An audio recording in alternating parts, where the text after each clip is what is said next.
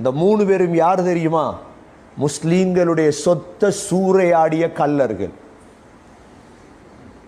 அல்லாஹ் சக்கராத்திலே காட்டிட்டான். பலஸ்தீனுடைய டோமை கட்டினது வலீத்.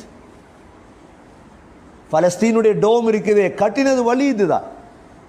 ஆனா நடந்த அநியாயம், அப்துல் மலிக் பின் மர்வானுடைய காலத்தான் ஹஜ்ஜாஜ் இப்னு யூசுப் என்ற ஒரு அநியாயக்காரன் இருந்தான். 10,000 சஹாபாக்களை கொலை செய்தான். அல்லாஹ் சக்கராத்ல காட்டிடுவான், நாங்க என்ன செஞ்சாலும் சரி. அதனால தான் சகோதரர்களே, உலகத்துல வாழும் பொழுது அழுது அழுது வாழணும், சக்கராத்ல சிரிக்கும். சக்கராத்ல சிரிச்சா இனி கபர்ல சிரிப்புத்தார், இனி மௌஷர்ல சிரிப்புத்தார், இனி எல்லா இடத்தையும் சிரிப்பு. உலகத்தில் சிரிச்சிட்டோம், உலகத்தில் கணக்கெடுக்கல, சக்கராத் மாட்டிக்கும்.